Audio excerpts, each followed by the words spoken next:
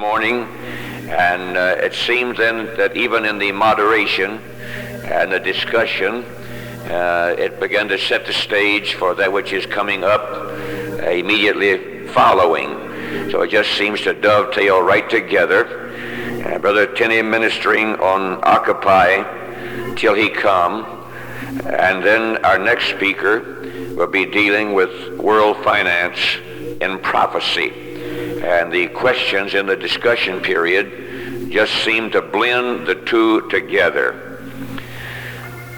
Money matters and material things occupy a great deal of our thinking. Regardless whether we want to admit it or not, whether it be in a good light or a bad light, money occupies a great deal of our thinking. Jesus well knew that that would be the case. If I might cite you a few examples from the teaching of Jesus, just to forewarn us and to inform us of the dangers in these areas. Of the 38 or so parables that Jesus spoke, more of them dealt with matters pertaining to money, either directly or indirectly, than any other subject. We are told that in Matthew, Mark, and Luke, I have just read this, so we just give it to you at face value. But we are told that in Matthew, Mark, and Luke, one verse in every 6 deals either directly or indirectly with finances. Money matters, or matters related to money.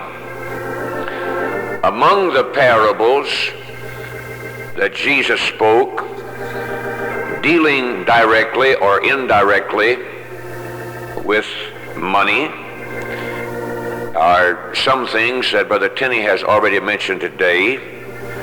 The pounds, the talent of the pounds, the talent of the talents, or the talents, the lost coin, and whether you call it a parable or not, the rich man and Lazarus, the hidden treasure, the goodly pearl.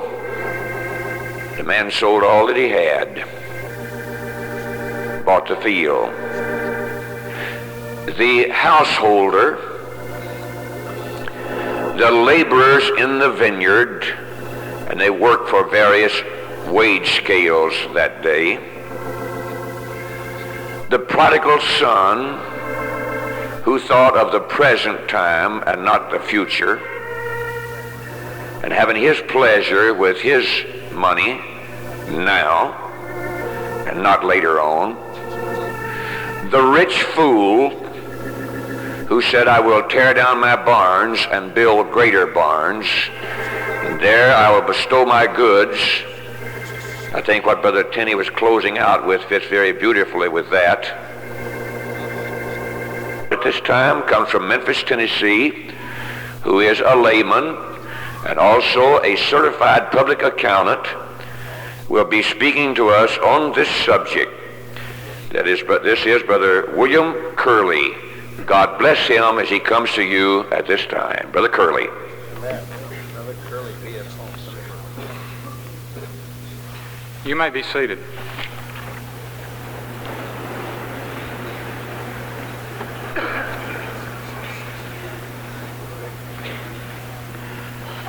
In the words of one of our most famous recent presidents, I would like to make one thing perfectly clear. What I have to say today is speculation, Brother Tenney.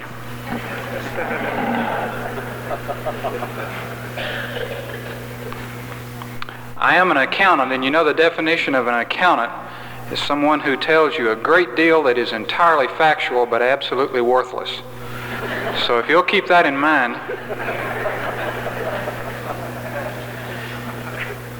you read it in your newspapers. OPEC raises the oil prices again.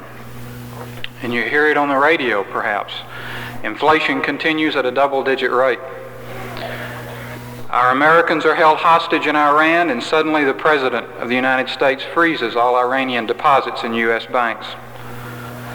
One of the most difficult parts of negotiating for our hostages' release is what are we going to do with those Iranian deposits? There are politicians who have the answer to recession, inflation, and unemployment, and a year later they didn't really have the answer. There are prophets of doom who tell us to sell everything we have and buy freeze-dried food, perhaps. Others tell us to buy gold. You can buy books that tell you how to prosper during the coming bad times. You can buy books that tell you no one's going to prosper during the coming bad times. You can learn how someone made $1 million in real estate. He probably made most of that in selling his books.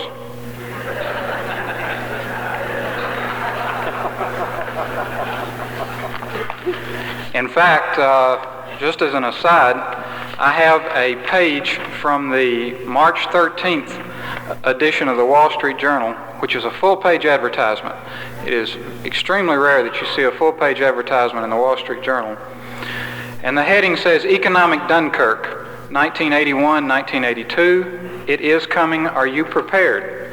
America's coming nightmare of inflation, economic collapse, and crime revolution.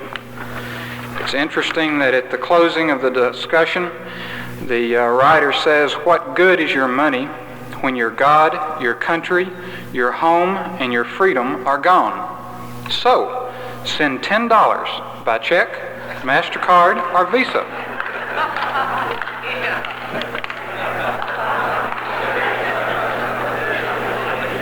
I would have thought he'd give it away. Money's worthless to him. I can tell you of my clients who've made fortunes in stock options. In the last year, I have a client who's made almost $100 million. By the same token, I can tell you of clients in the month of December 1980 who in a 3-day period, 2 of them lost over $500,000 in the interest rate futures market. It's easy come, it's easy go. As Paul Harvey once said, never before have people who really enjoy worrying had such a wide variety of subjects to choose from.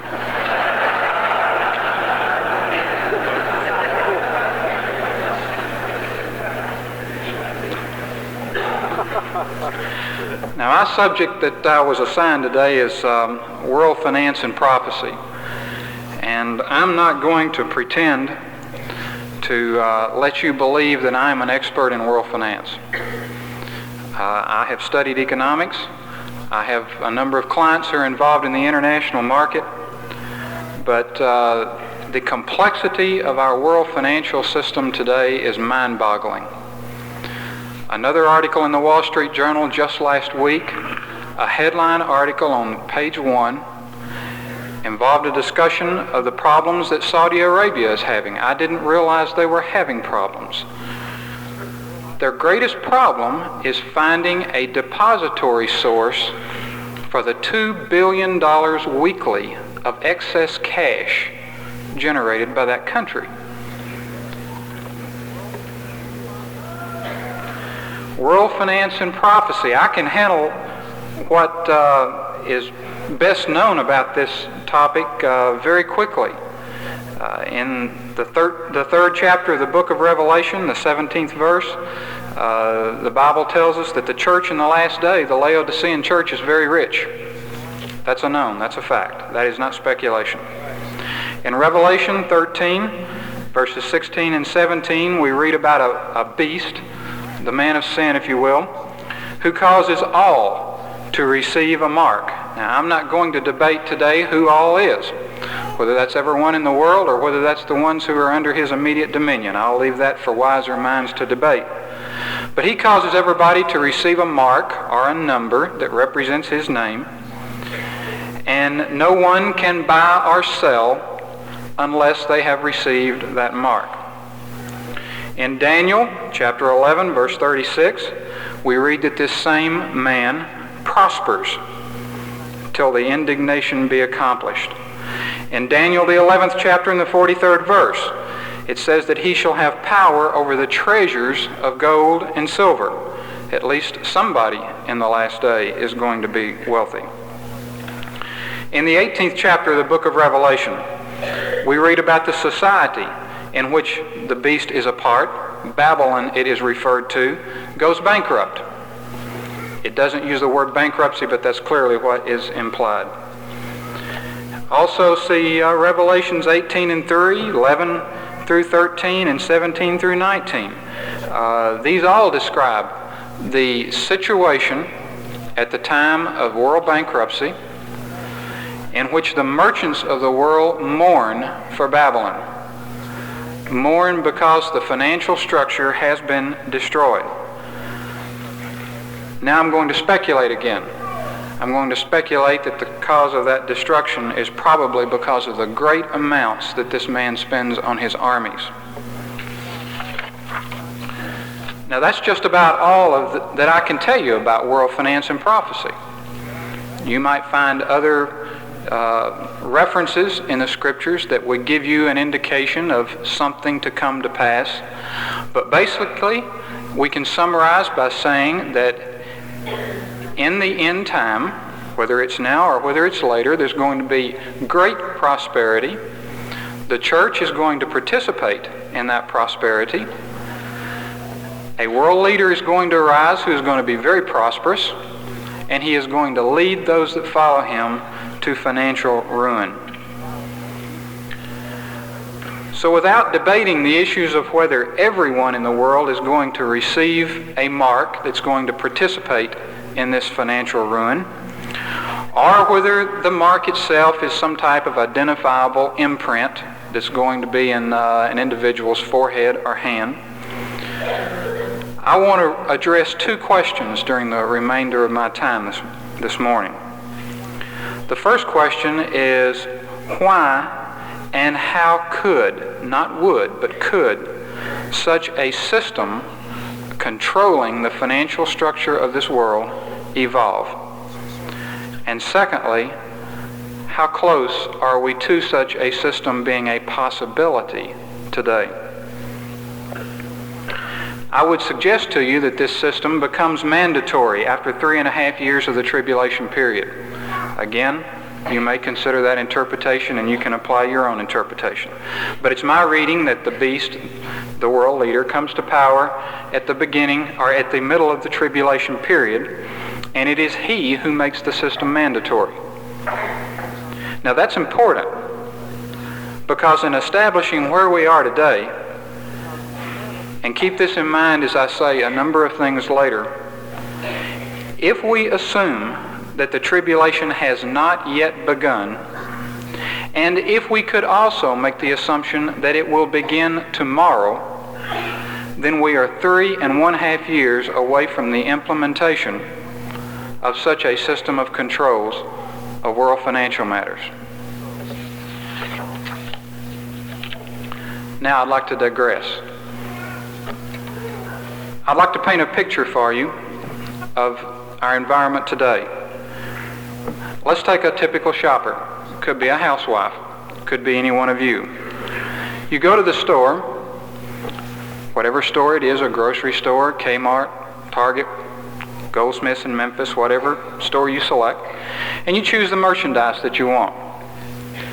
Now it always falls my lot to get in the longest checkout line. But worse than that, it falls my lot when I get to the checkout position, there's no price on the merchandise that I selected. And someone has to go look it up. Then worst of all, after they've rung it up on the machine and they say, that'll be so much, and I get out my checkbook, you can almost see the face of the checkout person fall, because the next 5 minutes is going to be very trying for both of us.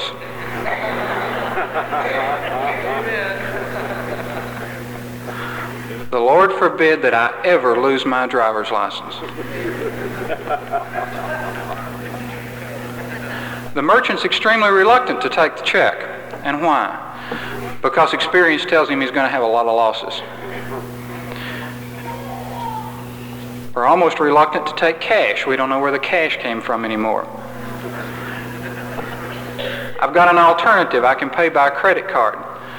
But if that is over a certain amount identified by the merchant, then he's going to have to call a credit card authorization number and get an authorization code before he no longer then will be responsible for the losses. Should he take my card and my card be lost, stolen, or I not be the correct owner, he is subject to loss. If he gets the authorization code, he is not subject to that loss. Now, how often have you been over your credit limit? And maybe even some of you were asked to come to the phone and talk to your local bank, who in very kind fashion would say, "Sir, your limit is $400 and this will take you to $600. And you tell them that you just put a check in the mail yesterday. Have you ever tried to buy something when you're out of town? That is almost impossible. But let's look at it from the merchant's side. What are some of the problems that he's having? Not only does he have the check losses, he has the potential credit card losses, and it's incredible the losses that occur in today's society. But he also has to hire a lot of extra people to take care of these problems. Why, he has to hire someone just to come over and sign their initials on my check. I know that's what they're for, because they just stand there waiting to be called to come initial my check. But he's got some other problems. Those problems involve his inventory. He's got to go out and count that inventory. He's got to find out when he's going to replace the merchandise that he's been selling, because he can't really tell what he's selling on a daily basis. He sees that in some cases that his stock is getting low, but basically he doesn't know what he's selling. So he has to hire additional people to go and ascertain periodically, what are we getting low on, what do we need to reorder. One of the biggest problems that merchants face is a problem we in the financial community call float. Many of you probably play the float game. You play that game by writing a check today and saying, now that check won't clear until tomorrow or day after tomorrow, and by that time I know I'll have enough money in the bank to cover it. Now that's called float. And that is a real problem today. Multiple billions of dollars daily are on the float basis. If this merchant happens to be in an international exchange area, he's got the greater problem of currency exchanges.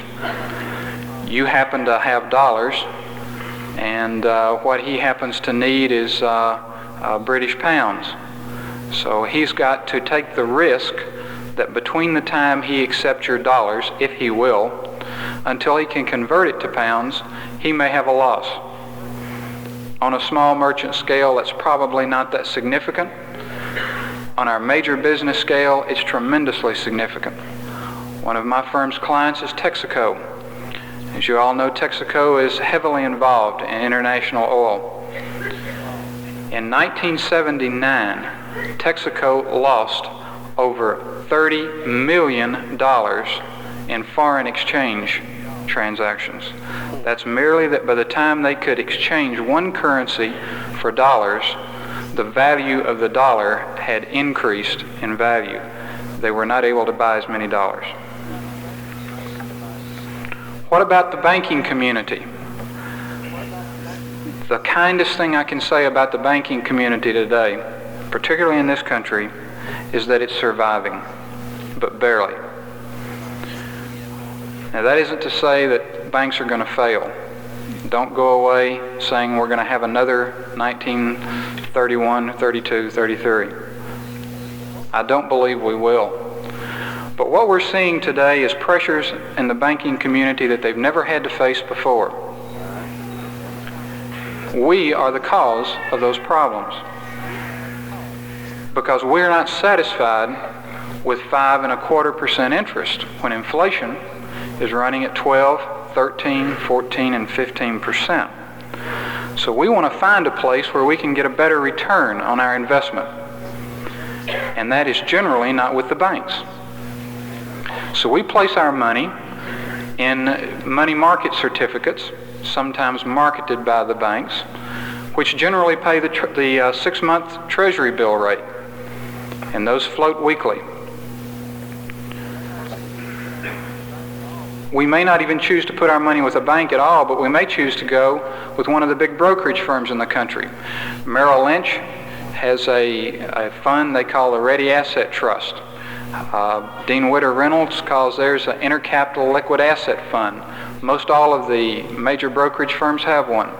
The purpose is to pool your funds so that larger dollars can be invested, because everyone knows that $1 million certificate of deposit will bring a much larger rate than a $1,000 certificate of deposit. These funds are designed to invest in short-term securities and provide the absolute maximum rate of return to the investor. Now, what does that mean for the banks? That means they don't have that money anymore. But yet when you go to the bank and you want to borrow some money, they've got to borrow the money to loan to you. And we wonder why we have to pay 17, 18% prime. Another factor in the banking community that everyone is facing right now is losses from bad checks and fraudulent cards.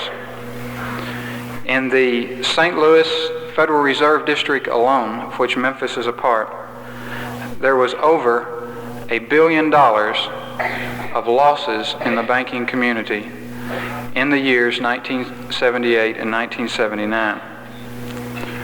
Part of the problem in the banking community is that we have too many banks. Now, I'm for free enterprise and I'm for competition, but I find it hard to understand how we're receiving competition when there is federal ceilings and limitations on what the banks can and cannot do.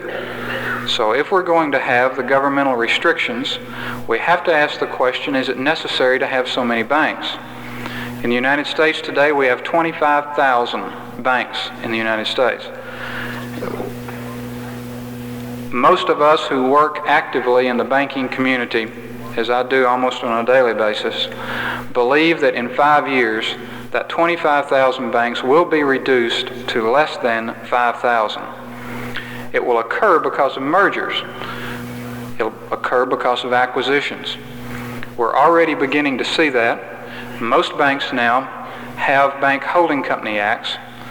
For those of you from Arkansas, you're one of the very late comers. In fact, just like your interest rate ceiling on usury, you're behind the times. You only permit a bank holding company to own one bank. There is an exception. The exception is Worthen Bank and Trust in Little Rock because they got in before the act was passed. In Tennessee, we can have a holding company own just as many banks as they want. We're now looking at the potential for legislation this year in Tennessee that will permit statewide banking, so that a bank may open a branch just any place that it wants to. For one of my clients, First Tennessee Bank in Memphis is the largest bank in the state of Tennessee. They have 16 affiliated banks in the state. Presently, they're all managed by the same people, but legally, they have to maintain their separate identity. They are pushing very hard for statewide banking so they may merge all of these banks together and receive more economies of scale. In California, there is no restriction whatsoever. You can bank any place you want to, as many branches as you want. A holding company can own as many banks as they want. Competition for the funds from the money market funds, from insurance companies, from savings and loans, is really creating the need for combining these financial institutions. The banks are in a money market squeeze. You'll hear a lot if you note your newspapers and the business publications, the business sections of your newspaper. You'll hear a lot about asset and liability management. This is an area that I'm participating in quite a bit right now. And what it really boils down to is this. You go to the bank and you make a loan for 6 months at 15% if you can find it. Now what happens on that same day is that the bank has committed funds to you that they're going to earn 15% on, fixed. They've got to buy those funds from someone, either from you as a depositor, or from the Federal Reserve System, or from borrowing in another segment of the economy. The trouble is they can't buy money for exactly 6 months very often, or whatever the term of your loan is. So more than likely, they're going to have to change the interest rate they're paying during that 6-month period. At the time they make you the loan at 15%, they may be paying 12% for their money. We try to get a 3% spread in the banking community. By the time you've paid off of that loan, depending on how the economy's gone, they may be paying 20% for the money they just loaned you at 15%. The banking community cannot survive under these conditions. We have to find a better system, and that is being sought presently. One other area that's giving the banks a lot of trouble is what's generally referred to as the laundering of money.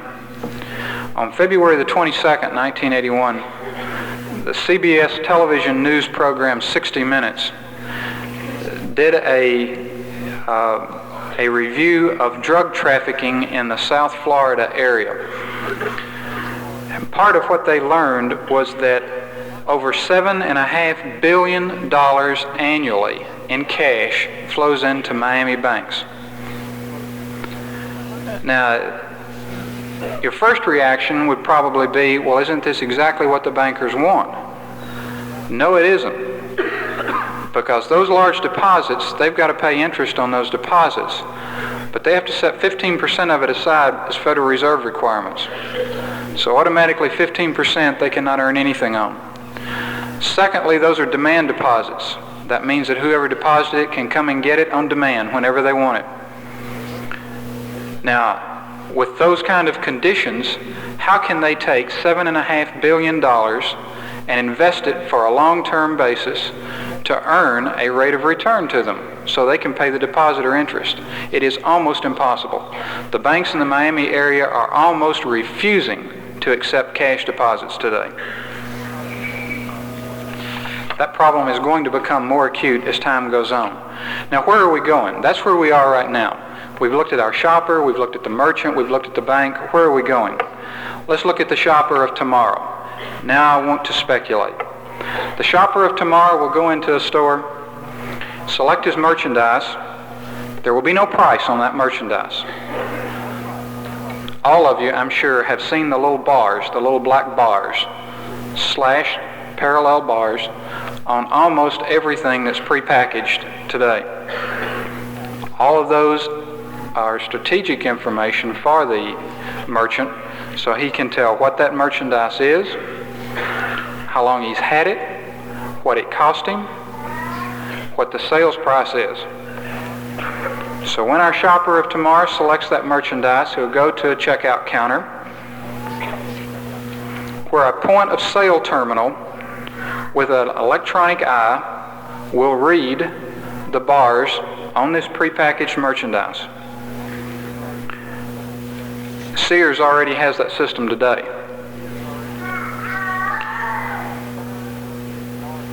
At the time this bar is read, several events will occur simultaneously. Immediately before scanning it, the merchant will ask you for your card. You give him the card, he places it into his machine, and with the scanning, with the scanner device, he will automatically do the following things. He will ring up your sale, he will credit your account or charge your account at your bank, he will automatically deposit the funds into his account simultaneously. If you don't have the funds, there's no question of a bad check. There's no question of a bad credit card.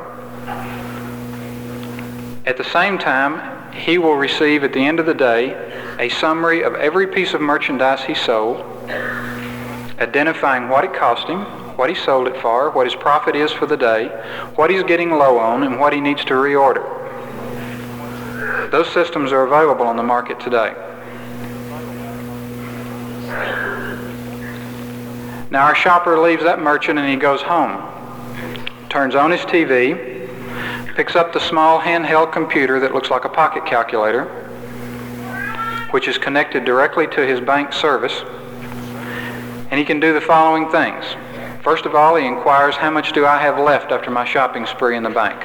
So on his TV screen will flash how much is left in his account.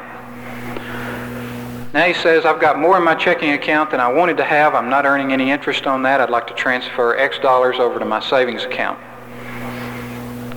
Now he checks his savings account balance. It's larger than he thought it was. He says, I think I'd like to buy a U.S. Treasury security, 30-day security. So he instructs his bank to do that. Then he says, well, I know I've left enough in my checking account. Let's look through the mail for today. Here's my telephone bill. He punches in on his little handheld computer, tells the bank to pay his telephone bill, how much it is, and on what date he wants it paid. All of his other bills that he received during the day he can do exactly the same thing for. Then he can take this little plastic card that he has and he can put it in a device supplied for the system in his home and have it recharged with more money. That is, on the back of the card there will be a magnetic strip, and that magnetic strip can be charged with a bank deposit, and it's just like cash. So that when he gives the card to a merchant and the merchant puts it in his machine, the machine removes from that magnetic strip the amount of cash for the sale.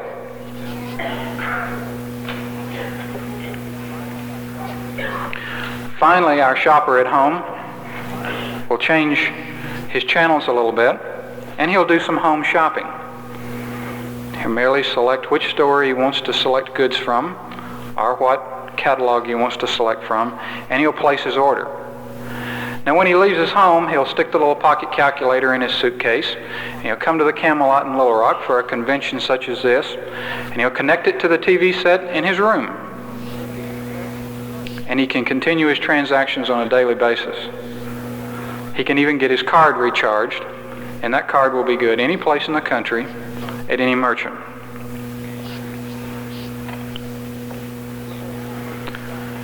Let's look at it from the merchant's side.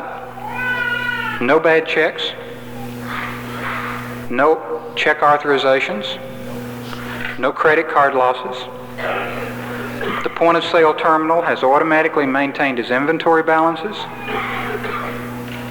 tells him when to reorder, what his slow-moving goods are, what he needs to put on sale. He's had no delay in getting his funds, no float. At the end of the day, he can determine what his profit was for the day. He needs fewer employees.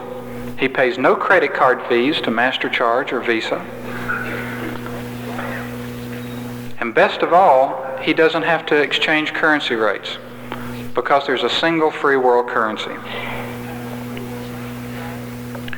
From the banker's side, there'll be fewer banks, less competition. They'll be able to operate nationwide and worldwide, a single currency. No losses from bad checks or credit cards, no thefts. No one will walk up to a teller's window with a gun because there's no money there.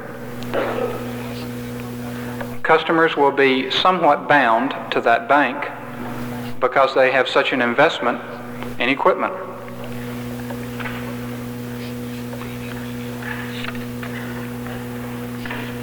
What we're basically moving to is a paperless economy. A paperless economy that's said in a different fashion is electronic funds transfer, EFTS, Electronic Funds Transfer System. I'm sure you've all read about it. Let's talk about where we are right now. How many of you automatically have your payroll deposited in your bank or a Social Security check deposited in your bank. Can I see your hand? Automatically deposited. That system is available just about any place you want today.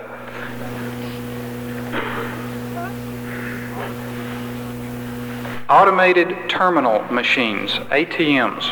How many of you have a card, a plastic card, that you can go to a machine at a bank and do any combination of the following? You can inquire your checking account balance, your savings account balance. You can transfer funds from one to the other. You can make a deposit, or you can make a cash withdrawal. Do you have those cards? Who has those cards? Goodly number.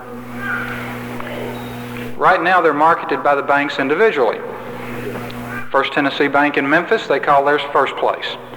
And that's all that it is. It's a branch that is nothing but a machine. There's no people there. And you go to the branch and you can conduct substantially all of your banking. It's done automatically with this plastic card. In California and in Florida, presently, these machines are bilingual.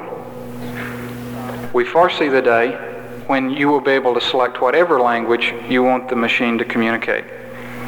There is a machine in manufacture right now that will actually speak. That is, when you say that you would like to withdraw $50 from your checking account, it will come back by voice and will say, you have elected to receive $50 from your checking account. If this is not correct, please depress the no button. The next step, and we're there, is a complete debit card with electronic funds transfer. Remember my shopper in the future that I described to you, who merely has a card, and that card does all of the payment. It's not a credit card. It is not a credit card. It is a cashless transfer of funds. In Wilmington, Delaware, today, there is a test system in process with 400 consumers using a complete debit card. That is, there is no credit involved. It automatically charges their account and credits the merchant's account. In the data processing area, we right now have all of the technology we need. All of the technology we need to satisfy the requirements of this shopper, merchant, and banker of the future. Acceptance of the community, of the people, is all that is left to be obtained, in addition to the change in some state and federal banking laws. This year, Senator Jake Garn from Utah, who's chairman of the House Senate Banking Committee, has already stated he intends to submit legislation to Congress that will lift all restrictions from the Douglas Amendment of the Bank Holding Company Act of 1956. That act prohibits banks from doing business across state lines and acquiring banks across state lines.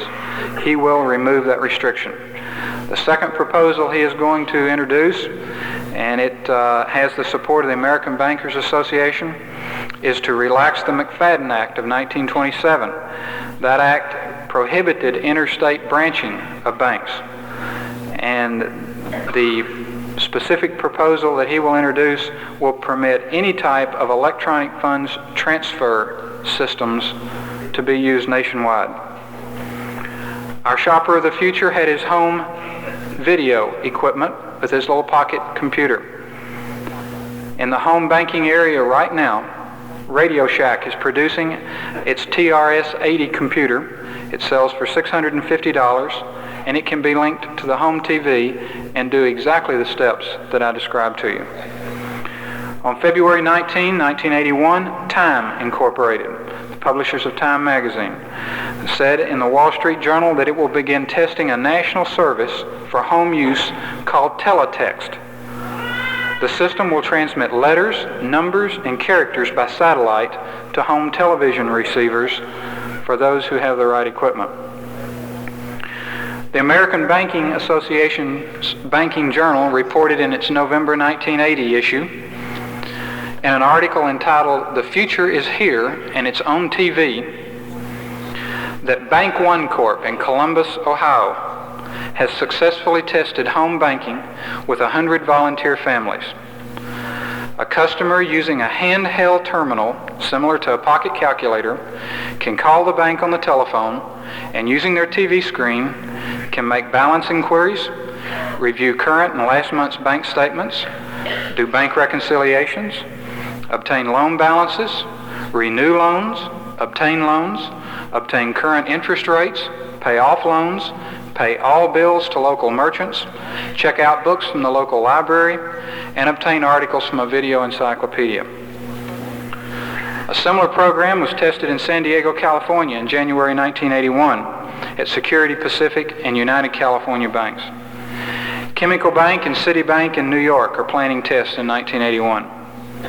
In the fall of 1980, a program was tested by United American Bank in Knoxville, Tennessee, using the Radio Shack TRS-80 home computer. In addition to the services provided by the Columbus Bank, United American Bank also offers news and sports articles, magazine articles, financial markets, the ability, it's not possible at the moment due to legal restrictions, but the ability to buy and sell securities and to maintain an individual's personal financial records. This is done by the process of encoding every transaction that occurs through the bank. So at the end of the year, when you're ready to prepare your personal tax return, you merely ask the computer to detail for you every check you wrote and every deposit you made that is either income, taxable income to you, or an item that is tax deductible as an expense. On February 5th, 1981, United American Bank in Memphis announced that it is adopting the identical system.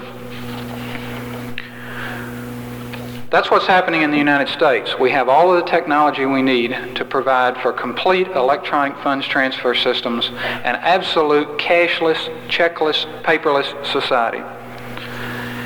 Internationally, what's happening? One of the greatest competitions that our U.S. bankers are receiving is from foreign banks coming into the United States and either opening branches in this country or acquiring our own banks. Barclays Bank in London purchased control of a U.S. bank in the Carolinas. A French bank is in the process of buying our 13th largest bank in the country, Crocker National in San Francisco. But it's going the other way too. Our banks are located throughout the world. You can find a Citibank of New York in almost any major city in Europe. Same thing for Bank of America of California. It's currently estimated that foreign banks control approximately 15% of all U.S. banking assets in this country. That is projected by 1985 to be in excess of 40%.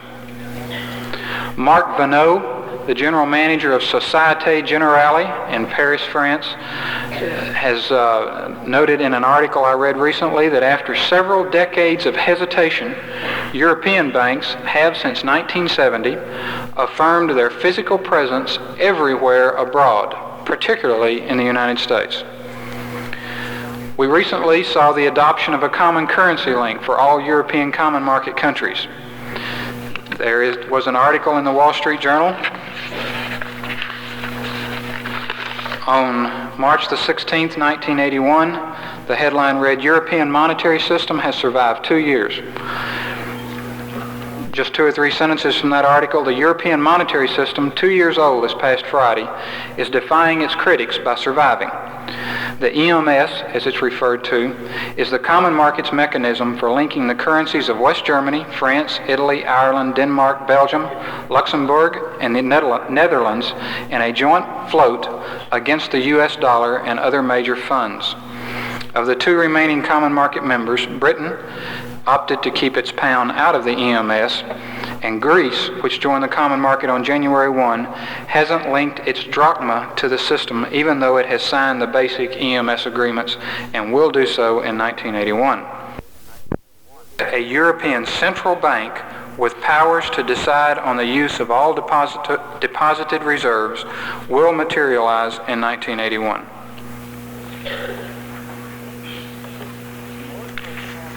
In order for us to have international banking on a true international scale, we've got to have the type of communications that will facilitate immediate transfer. Banks cannot absorb the kind of float I referred to earlier. It has to be immediate type transfer. In the December 1980 issue of a magazine, Banking, there is an article entitled "What's Ahead in Banking Telecommunications?" And I would like to read you about 30 paragraphs from this article. The changes in bank telecommunications are coming in fast and furious. The entire field could well be revolutionized within the next 5 years. How fast are things changing? Look at microwave transmission. As little as 10 years ago, it was still an exotic thought. Today, banks routinely use it for transmission purposes. Look at teleconferencing. 8 years ago, American Telephone and Telegraph introduced picture phone, which at the time went nowhere. Today, increasingly, customers are taking an interest in closed-circuit, two-way video and voice communication. Look at two-way interactive cable TV, an experiment underway by Warner Communications in Columbus, Ohio. Is interested in providing entertainment and other financial services through electronic funds transfer systems right into the home and keep a step beyond the telephone. That's the system I described for you by Bank One in Columbus, Ohio. Look at satellite transmission. Citicorp and later Bank of America created their own networks for linking far-flung offices around the globe. Western Bancorp has just linked its 4 data processing centers for 11 western states by satellite. Interest by banks and other users in satellite transmission is growing so fast that 2 leading commercial operators, RCA and Comsat, announced that they would each launch a 3rd satellite before long. Meanwhile, Xerox has announced that it is applying for approval to create a nationwide communications network carrying digital information via satellite. Xerox will also acquire Western Union International, which would merge its overseas Western Union network, and Xerox thereby having a worldwide communications network by satellite. Look at fiber optics. General Telephone and Electronics and American Telephone and Telegraph have experimented for years with these tiny glass fibers that carry communications on a beam of light at speeds and in quantities that far surpass those of conventional cable. GTE has a telephone installation using these fibers in regular service outside Los Angeles today. American Telephone and Telegraph, through Illinois Bell Corporation, has replaced a portion of its conventional Chicago telephone network with optical fibers. How fast will they come into use? Probably not overnight, but Frost & Sullivan, the market researchers, have projected that the optical fiber market will span the world by 1987.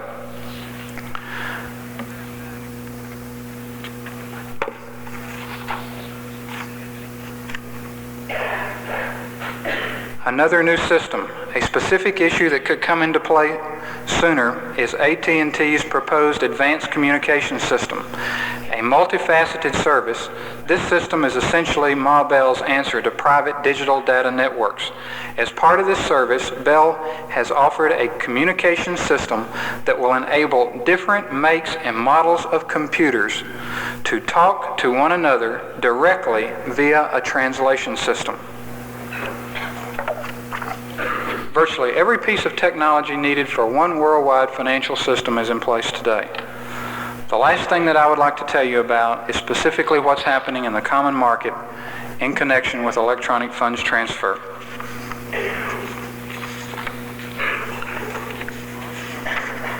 An article appeared in Business Week on January 21 under the heading of International Business that is entitled "Europe, Broad-Based Moves to Electronic Banking."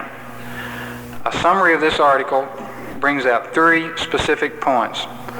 Number 1, the Banque Régionale d'Allen, a French bank, and Société Générale des Banques, a Belgian bank, uses a system whereby a plastic card with a magnetic strip attached to the back is charged with cash. That card then is used by the merchant to to automatically debit the customer's account for that amount of cash and to credit his account with his local bank. A Belgian system, the one used by the Société Générale de Banque, has been operating since November 1980, and it links a point-of-sale terminal, just as I described in our Merchant of the Future, to a bank processor, so that both a shopper's and merchant's accounts are instantly posted. There is no magnetic strip to deposit cash on the back of this card. It is merely a link between the merchant and the bank automatically charges the customer's account and credits the merchant's account upon the transaction. Those systems are in place in Europe today. The Netherlands is looking at an identical system. UK is looking at a system very similar. Luxembourg, Greece, and Spain are looking at the French system.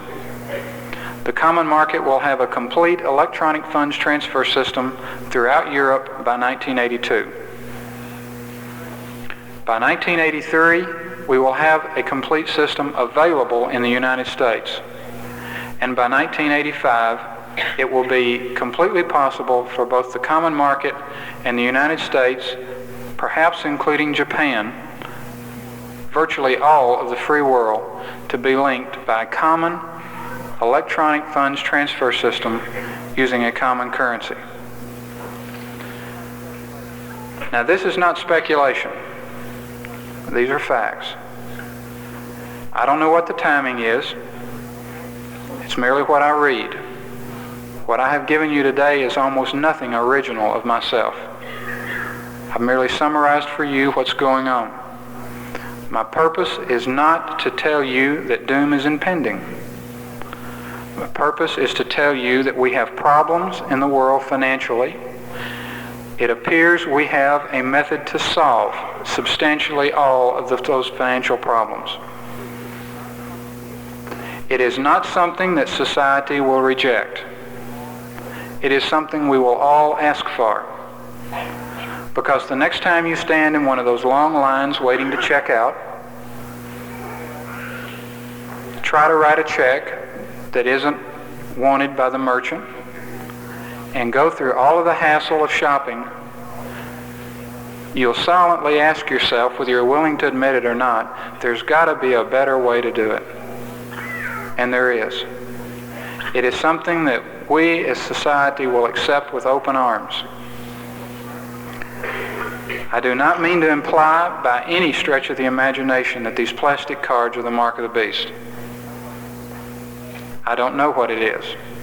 I don't know what it will look like.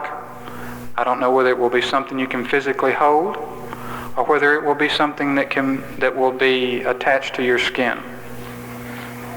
My purpose is only to tell you what is happening in the financial community and that we are nearing a one-world financial system in the free market.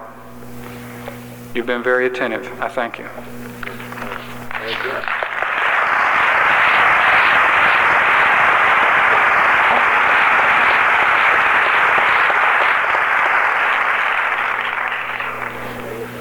Say praise the Lord. I like that presentation. Very, very efficiently done there. Would you stand?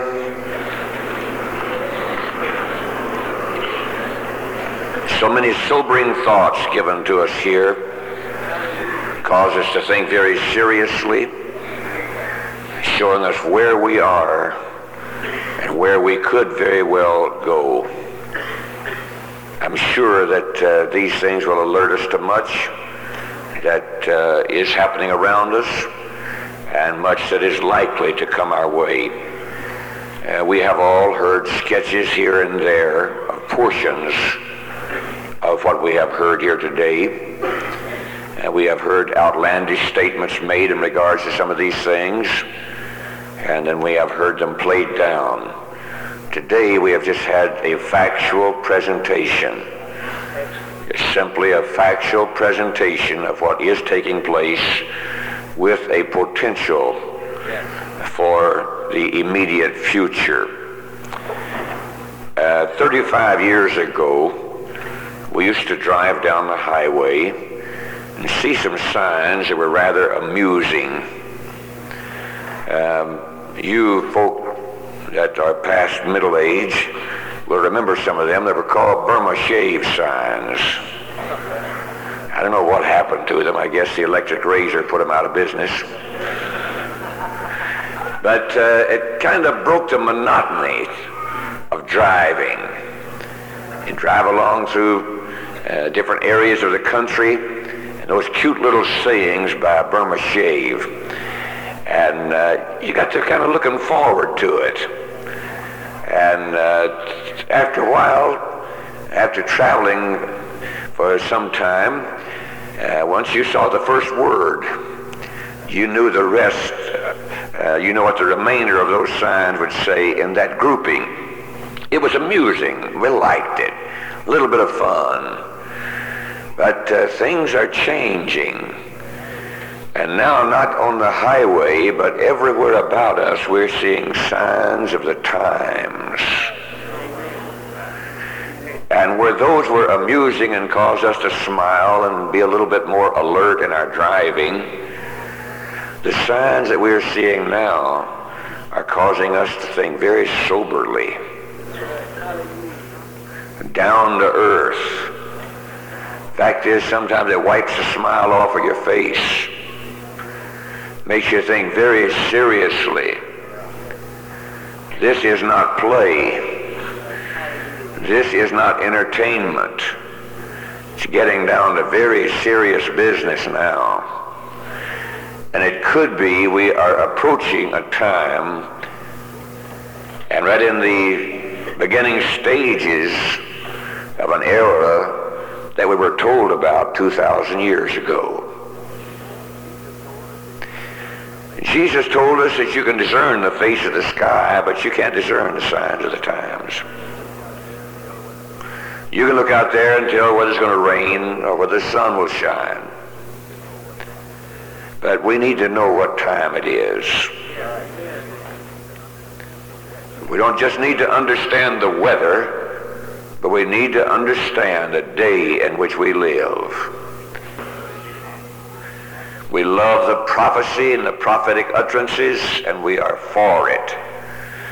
I believe God's going to give us some word of wisdom and some word of knowledge to go with it. And he's going to give us some understanding, and he's going to cause some men to get up and give us some direction that we'll know what we ought to do in these perilous times that we are in.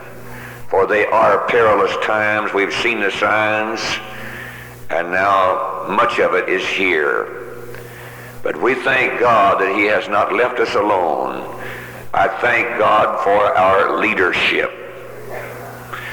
You will be hearing divergent views, no doubt, this week on many subjects.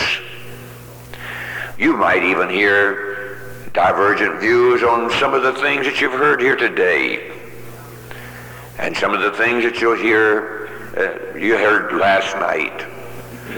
But out of it all, I believe that God will give us direction.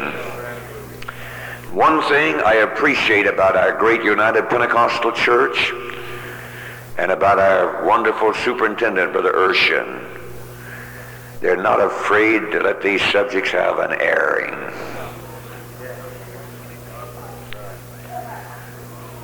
Any man, as long as he shows a right attitude and a right spirit, when he has an opportunity to speak, he can speak his convictions. He may have to face a few questions, as many of these brethren will detect before the week has gone by. But we want a doctrine that can stand the test of very severe questioning. But one thing I like about this also, and about our wonderful brethren, and we have leadership here to see that it goes that direction. When the questions come, they will be courteous. They will be considerate. And even though opinions may differ on some of the subjects that will be covered this week, when our brethren come with their questions, they're going to remember that we are brethren. They'll remember that we are brethren, and we'll treat each other as brethren. That was shown so beautifully in the prophecy conference last year. I liked that. I think everybody there liked not only the way the messages were presented, but the way they were received, even controversial subjects. The courtesy and the kindness that was shown. And even some who proposed unpopular ideas were well received for their presentation of their convictions. I think this has a lot to do with what we are. There's more to being a Christian than being able to quote or even to have experienced Acts 2:38. There's a little more involved in it than that. Aren't you thankful unto God that He put something down in your heart, that you're hungry for direction? I'm sure none of us feel we have all of the answers, but we're here today looking for them. And I was so happy to hear Brother Curlee as in different areas. He told us some things that were just simply factual. In other areas, he was quick to say, now I'm speculating. I like that. I've heard a lot of people speculating when they tried to tell us it was facts. There are some things we can be dogmatic on and absolute. I believe that was also presented to us in regards to prophecy, the tentative and the absolute. There are some areas we don't have to back down for anybody anywhere. But there are other areas that we just have our ideas about. And we're looking to God to give us direction. And as we get that direction, revival. Thank God. Not only just sitting down till He comes, but as we were told and given an interpretation there of occupy till He comes. So as we get some direction, we want to put it into action then. We don't want to look at the map and learn where we are and where we want to go and then just sit down and relax a while. We want to step on the gas and get going. So say praise the Lord. God bless you. You're a beautiful audience. Now as you are seated, Brother Beckton is coming as a moderator for the discussion period. Brother Beckton, God bless you.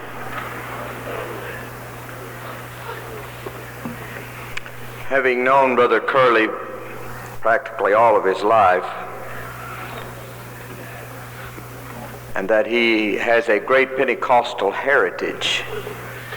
His grandmother, Sister Kendi, was one of our ordained ministers. He presently is the son-in-law of Brother E.F. Cannon, and he is a member of one of our United Pentecostal churches. So he is not just a professional CPA who has come to address this prophecy conference. He is one of us.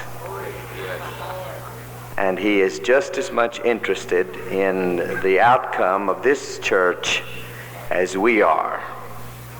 As I listened to him, I found the verse of Scripture that gave me a lot of consolation. And I took it for myself. For we brought nothing into this world, and it is certain we can carry nothing out. Brother Curlee is seated here at the table, and the mics are ready for your questions. I almost feel, Brother Curlee, that I wish we could sign up for some personal counseling. I think that would do each one of us, or every one of us, the better advantage than just taking the few questions that we have the limited time for. But without any further preliminaries or anything to say, if you have a question, come quickly to the mic. Brother Curlee is ready. And we have one at the mic on my right. How will EFTS affect the privacy of individuals in relation to local, state, and federal authorities? That's a very good question that's being addressed internationally on a current scale. One of the pieces of legislation in Congress in this country today involves privacy and electronic communications, not just from a financial standpoint, but any type of communication. We have a system in the country available today called a DEX system, DEX. It's a method whereby we can telecopy a piece of paper from one telephone to another telephone who has a receiver, telecopy receiver on the other end.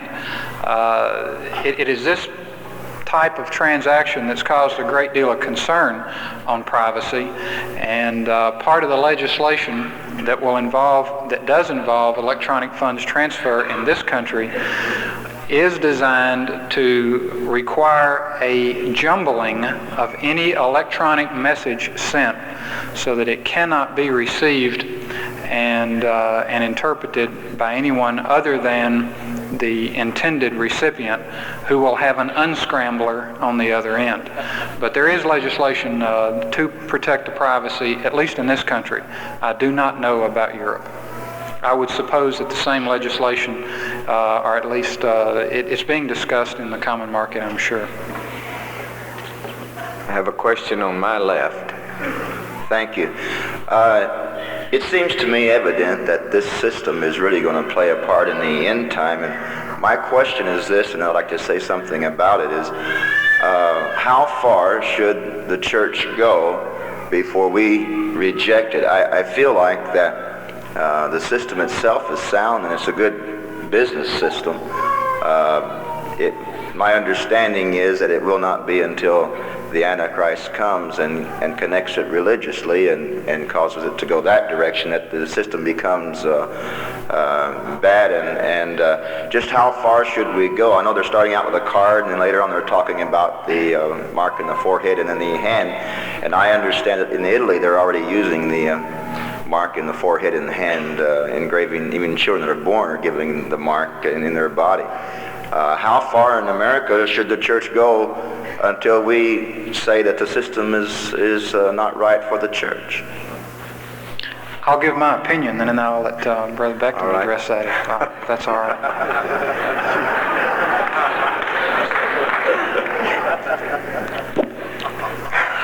In my opinion, until the one world leader referred to as the beast does take power, there is absolutely nothing connected to him. Now that's a pretty broad statement, but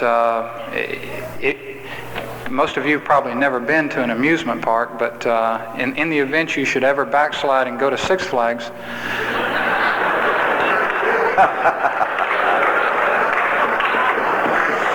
all right.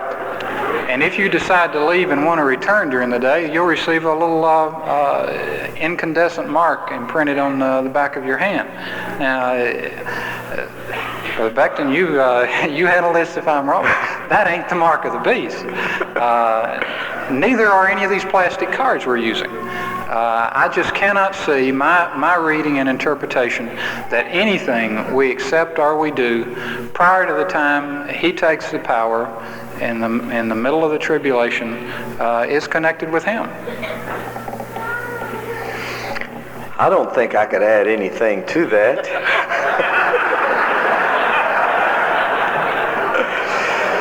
When I was a boy, we used to build bird traps. And we'd take a pasteboard box or a wooden box, and we'd get a stick, and we would hold up one end of that box with that stick and tie a string to that stick and hide in a bush somewhere. We would not put all the bait under the box. We would put some of it outside the box, leading up into and under the box, so that the birds would eat the bait and cautiously, and then under the box they would go, and we'd pull the string and have them. And I feel, as Brother Curlee, that everything that is happening today is debate that's outside the box. It's leading us to a place of getting used to these things, but we don't want to go under the box and have the string pulled and catch us there. So I think we're just getting used to those things, and hopefully, as the minister brethren who have ministered today, the church will be raptured. Praise God. Another question? Brother Baxter. I have 3 questions, Brother Curlee. 2 of them I think can be answered yes or no, so I'd like to put those first, and then the final one may require some discussion.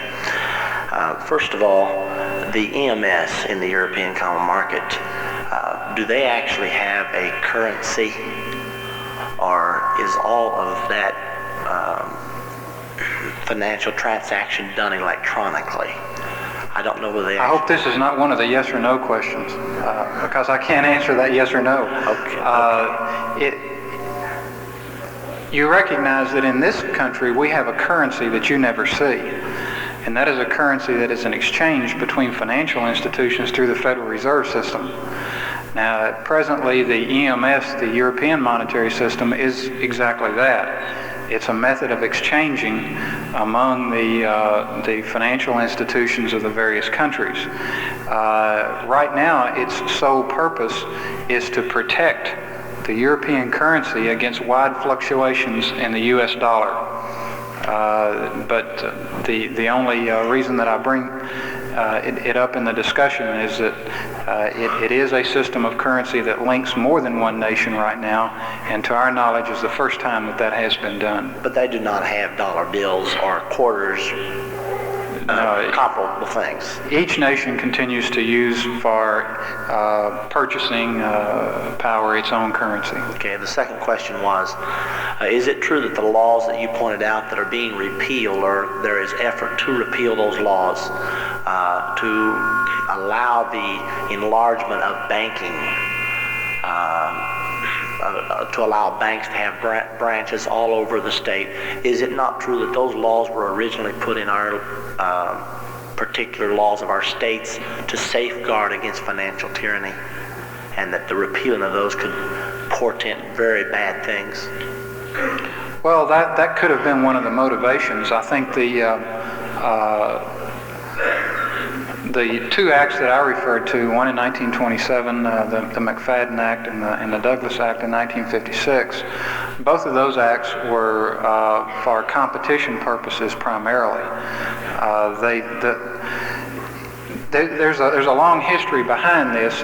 If you ever study closely American history, you have to go back to the great debate between Alexander Hamilton and Thomas Jefferson, where Jefferson was a proponent of states' rights, and Alexander Hamilton was a proponent of a very strong central government. Hamilton was a financial wizard of his day and actually proposed one central bank for the United States. And in the early periods of our country, we only had one bank. Each state was able to issue its own currency at that time, but we only had one bank. We moved away from that in the great periods of industrialization in the late 1800s and early 1900s, and particularly the McFadden Act in 1927 was to encourage competition in the banking area so that you wouldn't have to pay 50% interest on a loan. The Bank Holding Company Act in 1956, of which the Douglas Amendment is a part, was designed to protect small, what we call country banks in the various states. And today, many states have their own laws protecting those country banks. So they actually, in fact, this would be a move sort of away from free enterprise towards more of a socialistic, governmental controlled situation. I wouldn't want to say that, no. Okay. I would not want to say that it's linked to a social government, no. The last question I had was, how much power does our president actually have, in fact, over interest rates in this country? I have heard that the Federal Reserve Board tends to be somewhat of a power of its own, and that there are very powerful forces in this nation that can almost accelerate our economy or freeze it by the fluctuation of the interest rates. How much power does the president actually have over that situation? Almost none. Thank you. That power rests with the Federal Reserve Board, Paul Volcker, right now. All right, here's the question. I have a question concerning the electronic funds transfer systems. What would be the means of identifying that the person who has a card to transfer funds is actually the owner of the card? In other words, how would they know that that really is the person? Okay, for those of you who have the automated terminal machine cards presently, which are the cash withdrawal cards, in almost every case, at least every one that I'm familiar with, when you enter your card into the machine, it asks you to enter your secret code. And it's generally a 4 or 6 digit code. And there, on the face of the card are numbers, just like a credit card number might be, although this is not a credit card. And the computer will tie together the number that's on the card with the secret code number that you have. And if it finds that code number goes with that card, it accepts the transaction. Now, that doesn't mean it has to be your card. You can obviously give that card to your neighbor and tell your neighbor what your secret code is, and he can cause the machine to make any type of transaction he wants. Presumably, the cards that we will see in the near future, the automatic debit cards, will be a similar type card. Particularly the card that's charged with a cash deposit. Anybody who would know the secret code would be able to use that card to buy and sell. Now, in connection with prophecy, presumably when at the time when the mark of the beast arises, if there's a card system, if there's any kind of number system, whatever it is, presumably it would not be transferable. I do not know how that would work. I would not even want to speculate on how that would work. All right, if you'll come to, I believe someone is standing at this mic. If you'll be ready at this mic, and we're asking you to speak a little closer into the mic, maybe that will avoid the ring. It's a little hard to understand you. Oh, I have many questions, but I'll just ask 3 of them. I misunderstood what you said about the magnetic card. I was taking notes, and you said something about on the back of the card, magnetic something can be charged with cash. I did not understand what you meant by that. Okay, do you have one of these banking cards presently where you can automatically withdraw from your account from an automated teller machine? Well, I don't think so, but okay. They just told me that if I wanted to, I could memorize a code, and I didn't care to memorize it. And all right. They were offering you the card. On the back of that card presently is a magnetic strip, and there's information encoded on there that the bank has programmed into the data processing system for use in your withdrawal. Now, the card that I'm talking about is a very similar card. The difference being, instead of putting the card in a machine and you telling the machine you want X dollars, and a little drawer opens and you get your cash out and it gives you your card back, you would put it in and tell the machine that you would like for this magnetic strip on the back of the card to be charged with X dollars, $100, $500, however much you want in there. Now when you take the card to a merchant, he has a machine that can read that magnetic strip. And you buy an item for $75 and you give him the card, and the machine he has removes $75 from that deposit you made onto the card. Is there a difference between a clearinghouse and a holding company? A holding company is merely a corporation that owns a subsidiary corporation. And in a bank environment, that subsidiary would be a bank. There would be a corporation that would own the bank. Yeah, they just handed me one here. Here's one for Mercantile Bank. I don't know where that is, but you can see on the front it says Mercantile Bank, and if you can see it, there's a brown strip on the back. That's just a magnetic strip that can be read by a machine. But a bank holding company is nothing but a corporation that its assets that it owns is the stock in another corporation. And in a bank holding company, that stock is bank stock. A clearinghouse, on the other hand, is a Federal Reserve system whereby you write a check to me. I deposit it in my bank in First Tennessee in Memphis. Say your bank is Worthing National in Little Rock.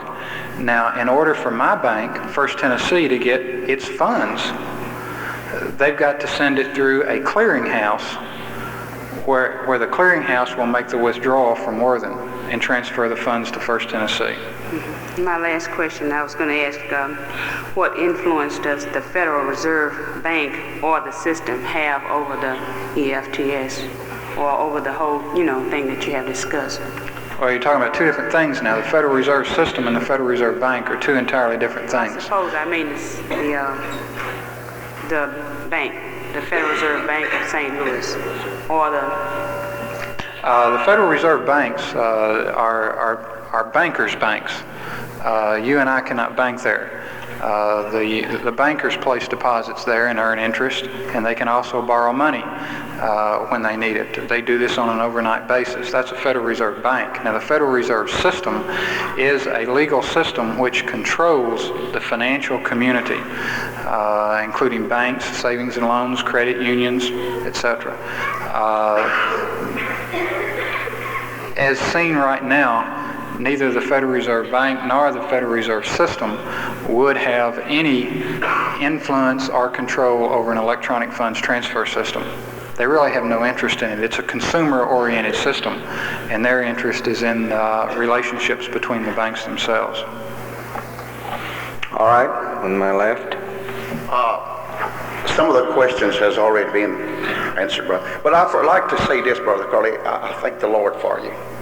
I'm really glad we have someone like you that's in our midst. And but I'm one of these nuts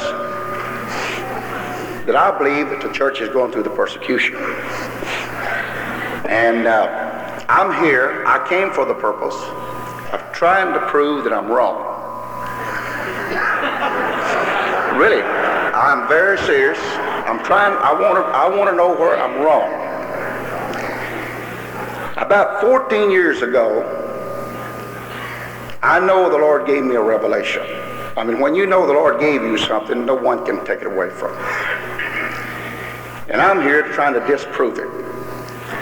But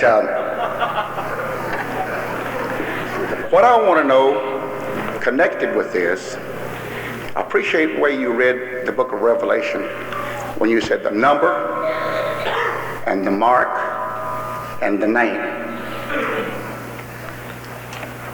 And you said the number of the name. And I feel like that a lot of us, we are thinking that the mark is the number. Now here's the question. Do you know, or can you tell us, who is behind this? Is there a certain group of people? Is it just, we say, the Gentile world? Which I believe that everybody that's not serving Jesus Christ is a Gentile. That's my own personal conviction. And I believe that the church is the Jews today. That's my conviction. But do you know, or can you put your finger on, is there a certain group of people that we feel like it is controlling the world, like you said a while ago, that the president has no power? Well, I believe you said that. Didn't you say that when it comes to this? I said that he didn't have any authority over interest rates. Okay, but I'm one of these folk, and I'm here, I'm speaking with all sincerity. And I want to know the right way. I want to know the right way. And I wish that I could get an audience with some of our leaders and let them pick me to pieces. I can't think about standing before a group like this. But but really, I'm serious with that, because see, about 14 years ago, I didn't read no book about this. I got this on my knees, and I want to know where I'm wrong. And I really believe with my heart, I know what the mark of the beast is. And I don't think it's the 666. And of course, I'm not going to tell you what it is right now. But I'm very sincere. And I told Brother Lambert on the way up here, I says, you can tell I'm nervous. And I'm sorry, I didn't mean. That's all right, but what is the question now that you're asking? The question I'm asking him, can he tell us? I'm sorry, I didn't mean. That's all right. I'm asking him, can he tell us who is behind this? We know that God is the only one to beget God. I mean, that's the way I feel that. Okay, but this beast, this system, or this machine, we do know that it just didn't walk up there. And it begat its own self. Now, who is doing this? Is there a group of people? Is there such thing as Illuminati? All right, Brother Broadway, you've asked the one question. Brother Curlee, can you tell us? No, I can't tell you. Again, I'll give my opinion if you'd like. All right. And, please accept that that's all it is my opinion. I don't believe that from the standpoint of having intentions of controlling a world economy, I don't believe that there is a group who has that in mind presently.